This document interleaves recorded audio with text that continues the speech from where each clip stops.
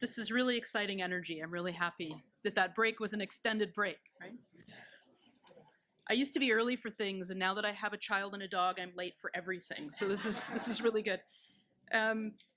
So welcome back. And I would like to welcome Alan Corbiere, who will give our first presentation. But first, a bit about Alan. Alan Ujig Corbiere, B'nai Dodom, Ruffed Grouse Clan, is Anishinaabe from Michiging First Nation on Manitoulin Island. He was educated on the reserve and then attended the University of Toronto for a Bachelor's of Science. He then entered York University and earned his Master's of Environmental Studies. During his master's studies, Alan focused on Anishinaabe narrative and language revitalization. For 5 years, he served as the executive director at the Ojibwe Cultural Foundation in Michiging, a position which also encompassed the roles of curator and historian.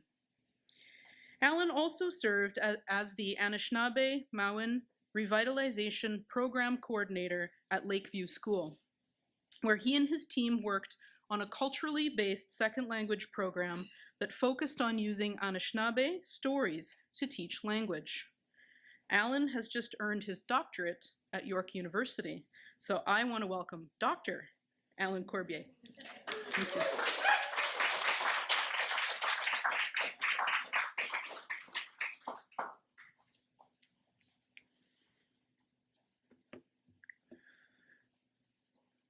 Nin Sawajik Beden Dodem Wedem Chigging Donjiba and Gitchinendam Dash Gibijaya Mampe Archives of Ontario. Meanwhile Dash Chinendam Dash Wabmana Wabmin Kinawaya Gibijayek Mampe. Meanwhile Dash Ngake Nishnabem Tawaka Gunduk Giota Yaat Atazokanak Gododem Ananak. Meanwhile Commission Sabananik, meanwhile Kokomis Bananik, meanwhile Gunduk, Nishnabemjik, Wa Nishnabemjik, meanwhile Ga Nishnabemjik, Nisa Engine Nishnabemia, Nui Nishnabem Tawaka Gunduk, Nishnabemjik, meanwhile Wa Nishnabemjik, meanwhile Ga Nishnabemjik. So, what we meanwhile dash Nga Makwenama Gunduk, Ganamajajik. Meanwhile, dash Minjaman Mak Gunduk Wabayajik. So I too have to speak the little bit of language that I learned. Me wapigi guzenswiya gitsimak ensagijgak gi nishnabem tadawat. When I was a boy, my parents spoke to each other in Ojibwe every day.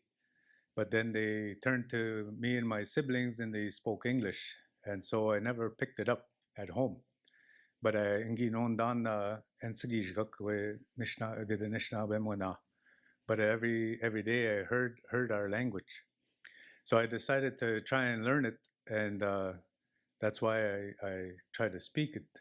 And so I'm grateful nui mi gwachwa mabanene ga bakanang manda nakwashkata ding. I'm grateful to that man who spoke and opened up this gathering. And the reason I go gin sustazinwe kakatat, I don't understand. I didn't understand what he said.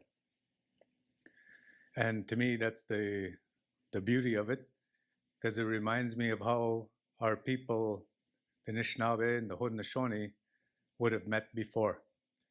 And that we didn't really understand each other's language, but we had people who actually were the interpreters who had to do that. So in order to make peace, we had to learn each other's way, and we had to learn each other's language and way of speaking. And I want to hopefully talk a bit about how this was done. So I also, like him, he spoke to all the creation, and then myself as well. What I had said is I want to keep in mind those that are yet to come, but I also want to remember the ones that have left. And I also want to speak that bit of that language for those that want to learn to speak our language, and then also the ones that do speak our language that live here currently, and then also the ones that spoke our language that have gone on, that lived here as well. So what we believe as Anishinaabe people, that we say, န့είνʲန့ᎯᎯ, they're all around here still. Those people that speak our language, our ancestors, and as well as those clans, we call them, as well as those Atsokanak, those spirits, we call them. Anyway, this is a letter, a broadside, and it's actually written in Ojibwe in what I would call the Methodist or Anglican orthography. So it's a bit more like how your English language is. The spelling is not the most consistent. And as opposed to if this were a French-inspired orthography, it would be more rigorous and easier for me to read. So I found this here a while ago, and I was inspired by it because I listened to a fellow named खेरि ենዀભા, a linguist who works with Cree people. And he was talking about how when the treaties were made, the practice back then was actually to make sure that there were 3 copies of that in 3 different languages. So if there was a treaty between the German and the English, there would be a 3rd copy. There'd be a copy in English, there'd be a copy in German, and then there'd be a copy in French. So that if there were any dispute between the German and the English version, you would default to the French version of that treaty. So what he had said, this खेरि ենՉભા, is by the time the treaties came out to the prairies, the Bible had long been translated, as well as other hymnals and other literature. He says, and the actual priest was the interpreter, and he wrote in his journal, I went down to the lake to gather my thoughts on how I was going to translate this. And he says, where are his notes to this? And so that got me thinking, well, they had translators. And then here, this is actually written in 1866 by the government. And you see the king's arms up there, the coat of arms. So they actually had the capacity to write our treaties in our language, but they never did. This is actually a proclamation that was posted at the church in Wikwemekong. And it says that after that treaty in 1862, the chiefs had expelled other chiefs that signed that 1862 treaty. And so when they expelled those chiefs, they said, you go live on the ceded portion of the island. This is an unceded portion. And the government wrote back and said, you cannot do that. You cannot expel people from your community, and you have to take them back in. So when it suited the government's purposes, of course they wrote in our language. But when it didn't suit their purpose, they didn't write in our language, even though they had the capacity. So I was at a conference in Dartmouth, and we ended up publishing a book. All of the fellow presenters put together a book. I think it's called The Afterlives of Indigenous Archives. And in that, a lady named Ellen Cushman wrote an article in there about the Cherokee literacy. One of the things that I like that she wrote in there is the first thing she says is, this is a quote, as soon as the word archive is used, it evokes 4 imperialist tenets of thought: tradition, collection, artifacts, preservation. These tenets of imperialist thought structure archives whether in material or digital form, end quote. So I've often thought of this, and this is why I chose this as the beginning slide, is that here it is about, this is a whole imperialist endeavor, in a sense, of collecting different information. And one of the things that I wanted to also start off or situate myself is that I was part of a court case. And last year, that court case wrapped up, and we won that court case, the Robinson-Huron Treaty Annuity case. It's called Restoule et al. Versus the Ontario and Canada. So Canada now accepted that we won, and they're ready to negotiate. And here, Ontario actually is appealing that court case. So I kind of stand here cognizant that I'm part of I'm addressing an arm of the Ontario government that is actually disputing our claims yet again.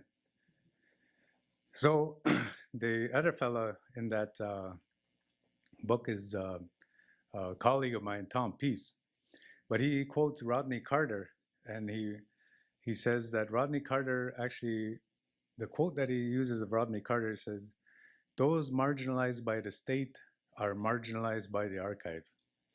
And then he continued further. He says, "Archival violence is found in the use of documents to enforce and naturalize the state's power, and in the active silencing of the disenfranchised."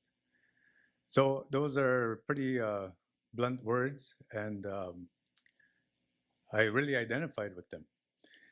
I was reading this book, that collection, even though you sit in these conferences and you take notes, and I rarely revisit my notes, but when it was actually published as a book, then my article chapter was in there, so I thought, well, I'll reread this, and then I found it good to revisit what the other scholars had been saying as well.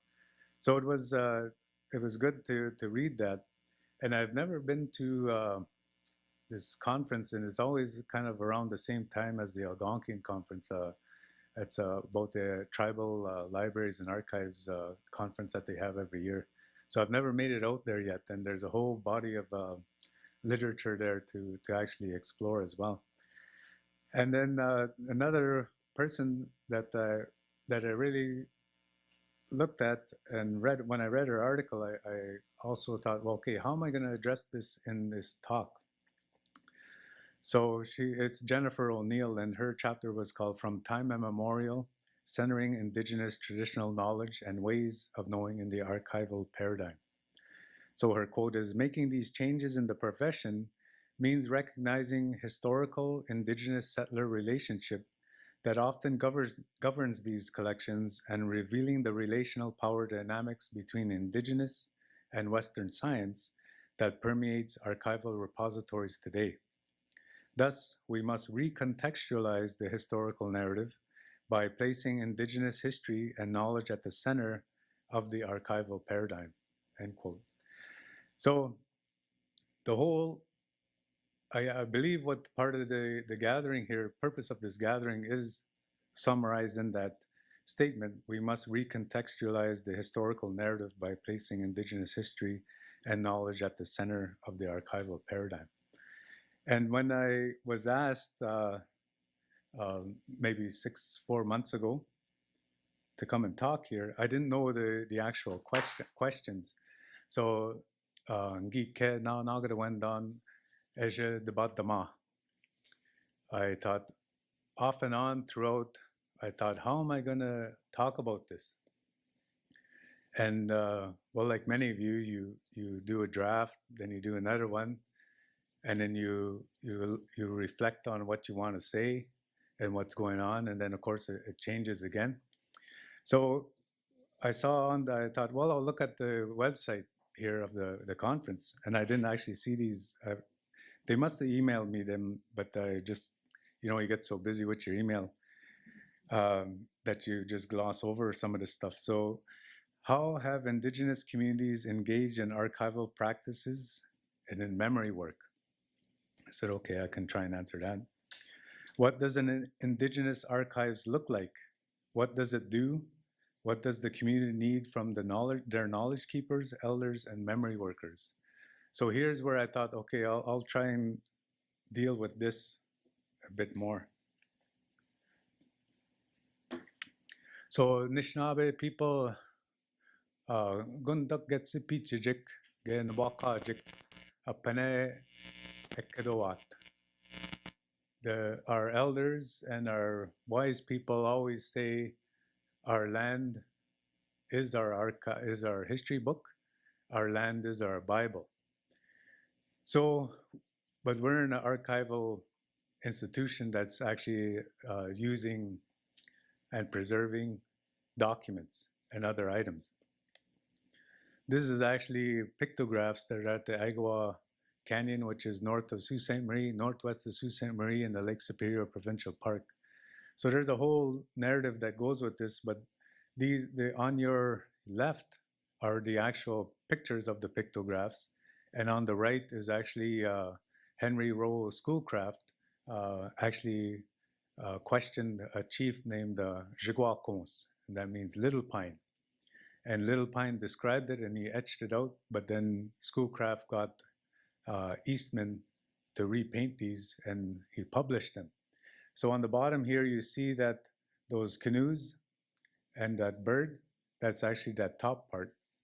And then you see that man on a horse drawn there, and then you see it over on the your lower left.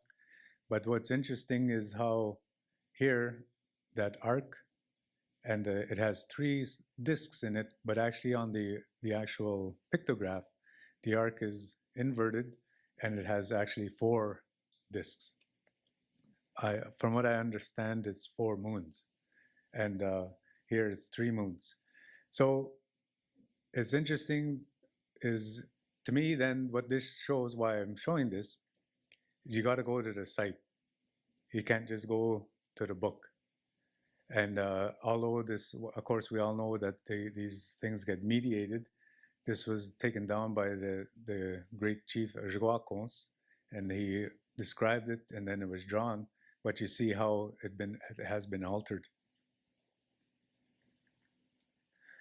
This is actually the chief, Ojibwe chief ÂģiGuaCons, and that means Little Pine, and he's a signatory to the 1850 treaty, and he was one of the main actual pushers behind it. And he was the one who was insisting on this escalator clause that the recent court case was about. And he was the one who successfully negotiated that annuity should increase if the province actually, or the government actually realized more profit and that they could increase it, that they should in their discretion. These are 2 of my kind of favorite quotes of his. In 1829, this was at St. Joseph's Island, and this is a historic site. At St. Joseph's Island, there was a council fire. And what they call a council fire is actually a fort. And this fort was the British garrison was stationed there, and they were to deliver warmth to the Anishinaabe. And when we say we were to receive warmth, it meant presents. And it meant cloth, blankets, gunpowder, ammunition, as well as what we say, ṕiðiʁ rum. So here he's addressing the all in attendance there.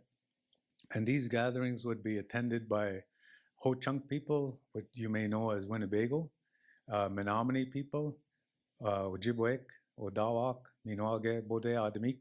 So the Ojibwe, Potawatomi, and the Ojibwe and Potawatomi, Odawa people, as well as the Sioux people. And even some years after the War of 1812, the Sauk and Fox, like the great chief Black Hawk, came up there as well, but also Drummond Island. So he says, holding a few strings of wampum in his hand, and said, Father, the great master of life gave us pipes and wampum for the purpose of conveying our ideas from man to man. And then again, when he heard that these presents were going to be discontinued in 1852, that's when they heard the news. And he says, Father, we salute you. We beg of you to believe what we say, for though we cannot put down our thoughts on paper as you, our wampums and the records of our old men are as undying as your writings, and they do not deceive. So that one's probably my favorite quote. So the idea is that we have our own records, the records of our old men, and it's in wampum. He didn't mention birch bark scrolls, but that would be another. And then also what I'll talk about are pipes and pipe stems and how they were decorated, as well as other items that were decorated as well. So one of the things that I wanted to address was, what does an Indigenous archive look like? How was it stored? How was it cared for? And I'll see if I'm successful. These collars, this is a quote from Âİnpare de ÇaRlevoix, when he wrote a journal of his voyage to North America. Quote, "These collars are carefully preserved," and collars in this case means wampum belts. The French called them collars, and I think that's more accurate translation than belts. "And not only compose part of the public treasures, but are likewise their registers or annals, and ought to be studied by those who have charge of their archives, which are deposited in the cabins of the chief," end quote. So it was the chief who kept the wampum belts in his wigwam, but here I believe he's actually talking about Haudenosaunee people. But again, the chief in a Haudenosaunee didn't have his own cabin, so it's unclear as if he's actually talking about a Haudenosaunee person or Anishinaabe or Huron. But here, this one I'll actually refer to as by a fellow named Peter Clark, who wrote his history of the Wendat people. Quote, "About this time, the king or head chief of the Wendat, ~Ꭿဿ罹, called a meeting at the house of Chief Adam Brown, who had charge of the archive for the purpose of overhauling them, which consisted of wampum belts, parchments, and the like, contained in a large trunk. One by one was brought out and showed to the assembled chiefs and warriors. Chief Brown wrote on a piece of paper and tacked it on each wampum belt, designating the compact or treaty it represented. After it had been explained from memory by the chiefs appointed for that purpose, there sat before them their venerable king, in whose head was stored the hidden contents of each wampum belt. Listening to the rehearsal and occasionally correcting the speaker and putting him on the right track whenever he deviated, here was an accumulation of documents during a period of about 70 years, and which took them 2 or 3 days to examine and rearrange them all in proper order." So there's a number of things in this. One is that it's stored in a trunk. So I was actually going to put a big trunk on my slide here. But, and that doesn't sound very Aboriginal or indigenous or whatever word you want to use now, native. The other part is that what I liked is, "Here sat before them their venerable king, in whose head was stored the hidden contents of each belt." So to me, this actually says that the archive is not only the physical, tangible objects, the archive is actually in the minds and hearts of the people who are trained to keep that. So, and then the other thing that's important in this is that they actually got together and brought them out, and that they put them in order. They all laid all those documents out, parchments and wampum belts, and read them to each other. And then the other significant thing is he then put a little piece of paper on each of them. So for our people, Anishinaabe people, the Ȯʔʌʌʌ were entrusted with this covenant chain wampum belt of 1764 that was delivered at Niagara. And in 1852, the Reverend Hallen did a rubbing of this. He borrowed it from the Jean-Baptiste Siganok. And then what he noted was that attached to that wampum belt was ribbons as well as strings of hankered of wampum strings, but also a piece of paper. And on that paper, it had a number of names, and those names were the previous keepers of those belts. So the another point that I want to stress is we did start to incorporate writing into our archive as well, which to some people is people, like when I started doing this kind of work and I started interviewing elders and writing out what they're saying, transcribing what they're saying, translating what they're saying, a lot of people would come up to me and say, "You can't do that, you shouldn't do that. Our language is oral, we never used to write our language." But I found all these documents written in the mid-19th century, written in Ojibwe by the chiefs. So I keep telling people, yes, we did write in our language and we used what was at our disposal. So here is Peter Clark again.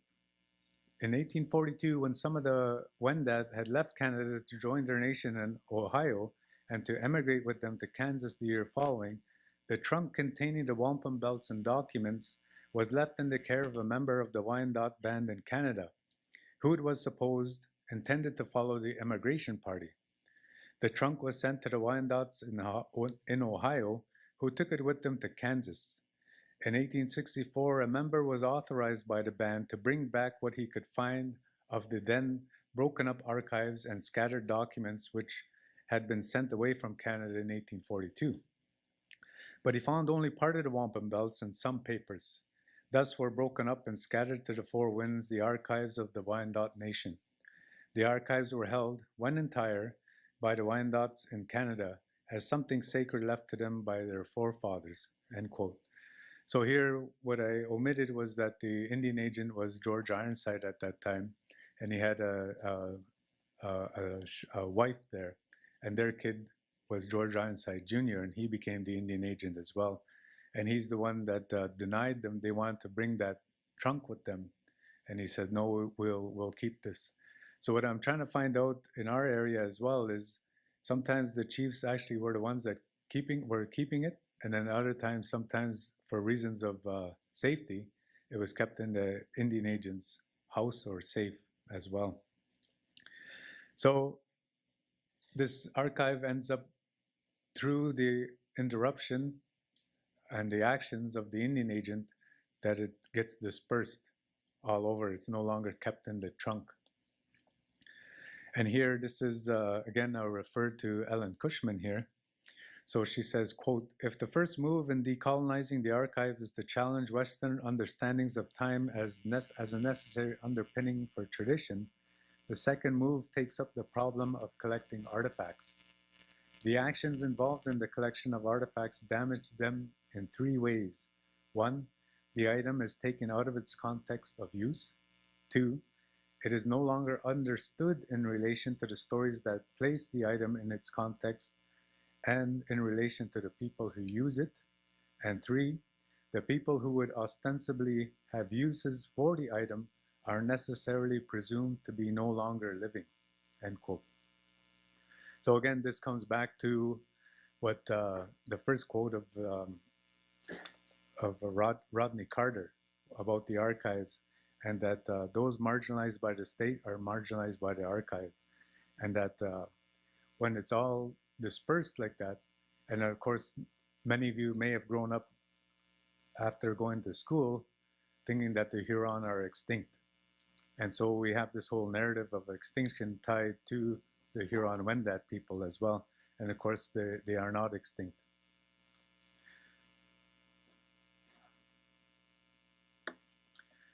This, at that point, what I've been talking about could be just the Huron Wendat archives. But we were in alliance with them. The Ojibwe, the Odawa, and Potawatomi were their allies. So what we ended up calling them, we look at ourselves as Anishinaabe people, as indigenous people, in terms of kinship. So Anishinaabe, the Odawa and Ojibwe and Potawatomi people look at themselves as three brothers. All say that the Potawatomi are the youngest, and then what the Odawa and Ojibwe kind of argue over is who's the oldest. And this kind of matters to us because the elders have presumably more wisdom and more rights to speak. Similarly, we called the Huron our uncles, and they were the uncles of the Western Confederacy. And then the Delaware and Munsee people, we called them our grandfathers. Even if they were younger than me, if there was a Delaware person here, I would, and they were younger than me, I'd still call them my grandfather. So that's what how we looked at this as a big family on this, what we call Turtle Island. So here, this is the four nations now entered into an arrangement about their country. The Ojibwe, Wendat, Potawatomi, and Odawa to share the land. It was also decided that the Wyandot should be the keeper of the International Council Fire, the locality of which was to be figuratively represented by a column of smoke reaching to the skies and which was to be observed and acknowledged by all Indian nations in and around this part of North America. From that period might be dated the first introduction of the wampum belt system, representing an agreement among the four nations. The belt was left with the keepers of the council fire. From that time forward until the year of 1812, when the council fire was removed from Michigan to Canada, every wampum belt representing some international compact was placed in the archives of the Wendat or Wendat nation. Each belt bore some mark denoting the nature of a covenant or contract entered into between the parties and hidden contents of which was kept in the memory of the chiefs. So here, Clark makes a footnote about the term council fire. And he says the term council fire in a general sense signified their international archives, which the Wyandotts had charge of, and who at the same time were arbiters in their general council on any important question that may concern the whole of these combined, meaning all the nations. So here again, when there's any dispute, an arbiter in our language would be an uncle. He's the one who helped settle that dispute. And so as well, the council fire is a many-layered metaphor in our indigenous thought and diplomacy. So here, the council fire actually can mean the physical fort, but it also can mean the archive and also the place where knowledge is sought. So the Anishinaabe people now, when we gather in a traditional form, we always have a fire. And we always offer tobacco to that. And then that, again, when he said that the column of smoke would go up, and that's that not only the smoke from the wood, but that's the prayers of the tobacco burning for us. So again, this we have this sacred notion attached to fire and to council fire and to meeting. And then also, many of you might know that when we also gather, we'll feast. And then different types of feasts we do. One of the types of feasts is we'll put food in that fire for the deceased as well. So the other thing that I want to mention at this time is when the Treaty of Niagara, when the British gave us that wampum belt, from 1764 to 1854, they gave us these presents at Niagara, Detroit, Amherstburg, Fort Malden, and then Drummond Island, Jourdan, and Michilimackinac, as well as Manitowoc on Manitoulin Island from 1836 to 1854. But if you look at the requisition of presents there, tobacco is always on there. They knew enough to come when they met with us that they were to give us tobacco. So they always gave us tobacco as this place to change. So again, I have to reiterate O'Neill's charge, quote, "Thus we must recontextualize the historical narrative by placing Indigenous history and knowledge at the center of the archival paradigm," end quote. So what I'm trying to explain to you is how our archive worked. And what Peter Clark says, ﷺ Teta says, is that the council fire is the archive. And it's also the memory of the chiefs that are there, as well as the physical items, the parchments, and the actual wampum. But to go further, to just make this very plain and explicit, is that they had yearly gatherings, or as near as a yearly gathering as they could, where they invited the different stakeholders as well.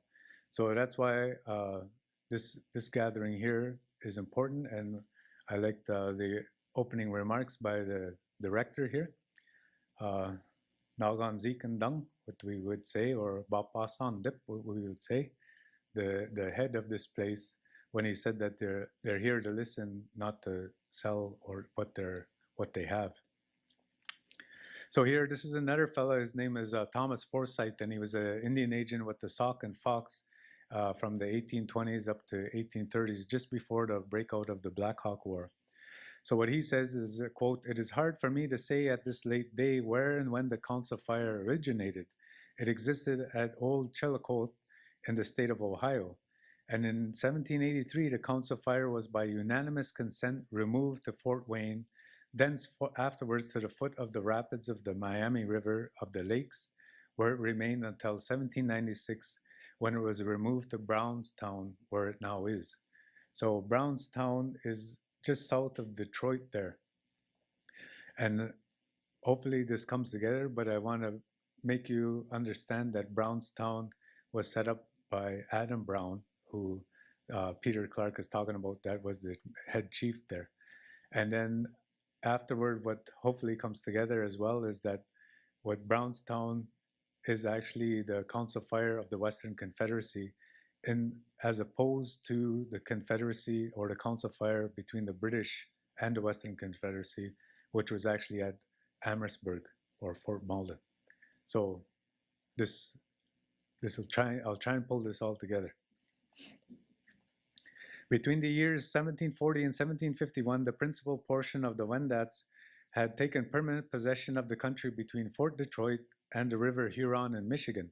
Their main village was at a place now called Gibraltar, and about opposite Amherstburg on the mainland, where they erected their council house. In this village was kept their archives and international council fire. So again, the two are almost synonymous, but he makes it explicit that it's the international archives and the council fire as well. So this is a belt that was collected from the Wendat, and it's got the road of peace, and it's got 3 diamonds representing 3 nations. And then this is another wampum belt, same collection, and it was collected by Horatio Hale, but these 2 are now at the Pitt Rivers Museum in Oxford, England. And just to emphasize the point that I don't know if these were the ones that were actually part of the international archives that Peter Clark is talking about, but it actually sounds like this top one is the four squares. But I won't talk about that. But it's the point is that these are now elsewhere, and that talking again about O'Neill's quote. I got 5 minutes already. Oh. That was a quick 40 minutes. So here, these are the different nations that were part of that archive, and they're listed here. So here, the British Confederacy with the Shawanoe, Delaware, Mingo, Wendat, Chippewa, Odawa, and Potawatomi are an offensive and defensive members of this council fire. When any business is to be done that concerns the Confederacy, it must be done at this council fire where are assembled as many chiefs as can be conveniently collected.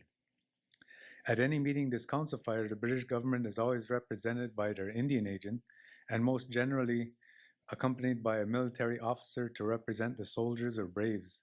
All Indians in forming alliances with each other select a central spot to meet every 2 or 3 years to commemorate and perpetuate their alliance. These alliances are strictly attended to by all parties concerned, and should there be any neglect to visit the council fire by deputies or otherwise to commemorate their alliance, it is considered as trifling with their allies. So basically, attendance to the council fire and the general council was mandatory. And if you didn't show up, it meant that you were kind of dissing the whole thing. So here, this is the same thing when this is what I like to see here at this particular gathering, is that you got different people here that are from the communities that come to see what's actually here, and then to participate and to share. So the idea is that this would be a metaphorical council fire as well, where we're sharing information with each other. So the idea of meeting regularly with diverse, interested, invested groups remind me of another of Jennifer O'Neill's charges. She says, quote, respect and implement our traditional knowledge systems. So one of the most important actions in this process is to learn as much as possible about the community, their history, lifeways, traditions, and beliefs. This should always serve as your foundation, as each community is different and one requires different approaches to stewardship of its archive. So these are belts that may have been part of that, but some of these, like I said, the other 2 belts are at Pitt Rivers Museum in Oxford, England, and these ones are actually at the National Museum of American Indian. And here, I wanted to just talk about that. Read Andrew Newman's book called On Records, and he talks about mnemonic communities as also discourse communities. And when we talk about mnemonic communities, we look at these wampum belts and we see how many different nations actually understood the symbols that were on the belts, and that this whole diplomatic metaphor reached and extended beyond the Great Lakes. And you see how many people are actually gathered here. This bottom one is Mantuaning, and they would estimate that there's anywhere between 2,000 and 3,000 people there from all the way from North Bay to out to Lake Superior that would come and to the council fire. But here, this is the one that I guess I have to end at, is in Niagara, they had the fort. And this is at Fort Niagara, and it was Sir William Johnson who wrote this. And he met with the Mississaugas who were from the North Shore of Lake Ontario. And he says, "Brethren, the many belts of wampum and calumets of peace which hang in this room convince me of your and of the neighboring nations' good intentions, and the just sense which you all entertain of the blessings arising from peace and our friendship." And what he noted there is that the commander's room in the forts where conferences are held and where all the belts which the Indians deliver are hung up, end quote. So at each of these forts, the ones that I mentioned, like Fort Niagara, Fort Detroit, Amherstburg, Michilimackinac, had a commander's room. And then the different nations would come and they'd bring in pipes or they'd bring in wampum belts. And then these were pledges of alliance, and these were renewed annually or biannually. And each time they did that, it was of course ceremonial, and it was also to do with the council fire. So here, this is to show you that we actually did this on our own as well. We met and we had our own archives that was not tied to the government or colonial entities. This is a sampling of how those calumet stems looked and the pipes. So one last thing, I heard the bell, but I'm going to ignore it. So the commander's room at forts is mutual space between indigenous people and colonial entities. That's a shared space. And what I showed you, what Andrew Blackbird said, was that they had all these pipes. The Odawa people kept all these pipes for different nations. That one is our space. And so this last quote is actually taken from a book called The Middle Ground by Richard White. And he said, "Before Joseph Brant and the Iroquois agreed to light a council fire at Brownstown," and remember that I told you to keep in mind Brownstown, "they demanded that the Hurons clearly separate themselves from the British. Although the Hurons were the eldest nation in the West and the ablest brethren we have in this quarter," quote, here's what he recorded that Brant had said, "we have never yet been able rightly to distinguish your fireplace. Whenever we, the Five Nations, come to you on private business, you introduced us to the English fire, when you should have had one under your own roofs. We therefore now brighten your fire, that we may see it at a distance. If you look upon yourselves as a free people, you should keep a fire of your own." So in the end, this is my concluding. In the end, I also advocate for funds to establish our own archives or our own fire. As mentioned, I am cognizant that I am in the Ontario Archives, an arm of the Ontario government that eschewed negotiation in order to appeal a court case that was won by the Anishinaabe. And this again is tied to the four tenets of imperialist thought. So miigwech gibes in the mek kinenchiek gibejayek nungo miigwech nui ngake miigwech yakundak and kijik. So thank you all for taking the time to listen to me and indulging my 2 more minutes.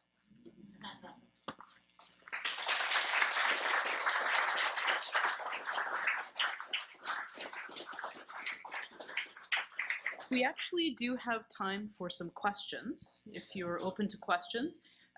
For those of you on the virtual feed, you can put questions in the chats, and they'll be conveyed back to us. And Jay here in the room has a microphone if anyone has questions or comments from the room.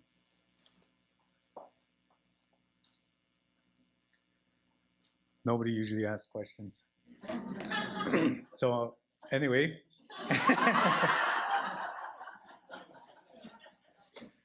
this is the Williams papers, which are housed here at the Ontario Archives. And part of this also is part of the Badash papers. They say potash papers, but Badash means he comes sailing this way, or he comes floating or flying this way. And that was a chief at Rice Lake. So they wrote down in Ojibwe what their understanding of the gunshot treaty is. And David McNabb, who used to work for the Ontario Ministry of whatever it was called back then, transcribed this. And so what I wanted to show is that, and this comes back to Cushman's, is that you actually need us. Because in his transcription, he once in a while he writes R's, and there are no R's in our language. So he's mistranscribed some of the words, but this would take somebody to go through this and really write it out, how we transliterate it to how we write today. And so this is again recontextualizing, and they actually have valuable information in this that we could use in our communities again. But if anybody thought of a question,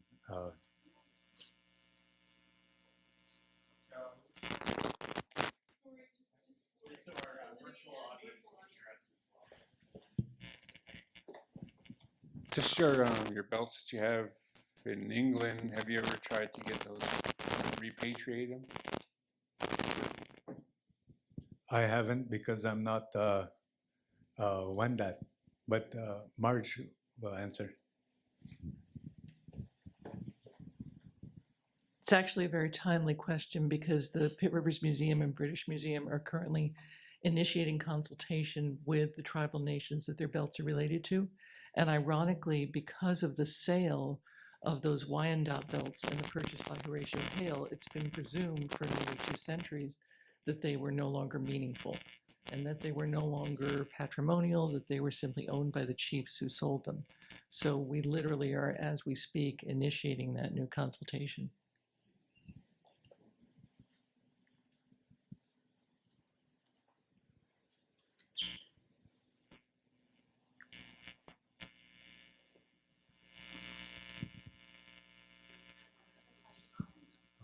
Oh, here's one. I'm from the Multicultural History Society of Ontario, and we're currently working with the Ojibwe and Cree Cultural Centre in Timmins on a collection of interviews, over 300 interviews that we, in a collaboration conducted in the late 1970s. These interviews have always been in the possession of the centre.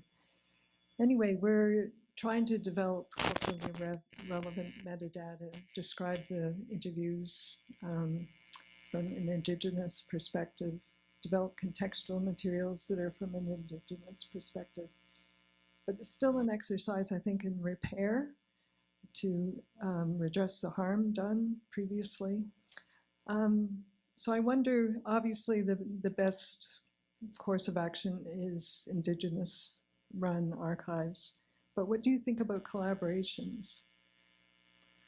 I think they're necessary, like, and that was basically what I was saying, is that what I was trying to say is that Commander's Fort, there was a space for collaboration, and then but what I was saying, what Joseph Brandt had said, is that there actually needs also to be a place where it's just ours, and then part of this is political, and throughout my talk I referred to how the Ontario government is actually still taking us to court for this other court case, which we had won, and they appealed. So there is, we do want to collaborate, and we have to collaborate, basically because the majority of this material has been taken, sometimes illegally, and other times coercively purchased. And then, so we want to get this stuff back, but then like what I was trying to show here, and like this actual last document shows this as well, is that you could save this all you want and keep it, but you actually won't be able to understand it without us at this point. So that's the other thing is when you, and then also with these belts, there's a lot of different research that goes on and that is necessary to reconstitute that archive. So like that's why I started with that Wendat story, was because they were actually seen as the uncles and they were the ones to keep these international belts. But that doesn't mean that we didn't have our own belts. So there's Anishinaabe people, Odawa people that actually kept belts, and I know who those people were. But I was trying to show that we had, as a collective of different nations, our own archive as well, and that we actually needed that, and we actually feasted that, and we renewed that from time to time, and that it took many days to actually go through it, and as he said, overhaul it and put it in order. So that's the work that needs to be done. But we're in certain instances, there is room to collaborate because different collections have been made by the government. So whenever we've written in petition the Governor General or the Lieutenant Governor General or the Department, the Minister of Indian Affairs or the Superintendent General of Indian Affairs, there's a copy here. So sometimes we, in our area in 1836, there was a treaty made for Manitoulin Island, and Sir Francis Bondhead was the Lieutenant Governor at the time, and he says, I entered into a treaty with them, and then I made it in duplicate. I enclosed one copy here for our records, and the other I left with the head chief there. But he didn't actually say which chief it was. And so I've been trying to see, well, who was it? I have strong suspicion who it was, but and then whatever became of it. So I don't know where our copy of that treaty is. So that's the next part is, so we got to track a lot of these things down, whereas there actually is a copy already in these archives. So our archives got this dispersed, and then, but here, Ontario and Canada were able to keep an archive that we can still access and that we have to access at this point. So what I'm advocating is now, actually there is collaboration because basically it's funding. He's got all the money and also a lot of the know-how. And what we need to do is we need you to collaborate with us to empower us to build up our archive in this new digital world. Because we could still keep going how we're going and to strengthen that. But there are other things that I personally would like to put into an archive. And when I worked for the Cherokee First Nation, I recorded a bunch of elders too. And we have those on our website. And I translated and I transcribed what the elders said in Ojibwe. And then, so we are already building up our archive. So a number of different times, we've been asked, the University of Alberta actually brought us all together maybe that's about 10 years ago. And the University of Alberta wanted to make a centralized archive for Indigenous languages for all of Canada. And so they brought a bunch of language workers from across Canada together. And then it was a good idea, but it blew up. And the reason it blew up was a lot of people had bad experiences with archives. And basically what I kind of was one of the ones that kind of put the first nail in the coffin, and or the first shot that did the first cut or whatever. And it was because we have had our archives in the Ojibwe Culture Foundation where I used to work, and we were never able to actually get them digitized because we didn't have our funding request got turned down.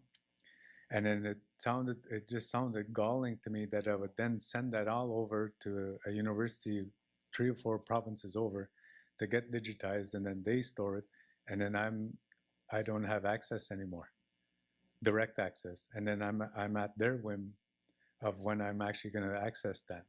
So I said, and they had different models, and I just said, no, we want to be able to control this ourselves, and for our elders to access and our students to access, that they come to us, not to you.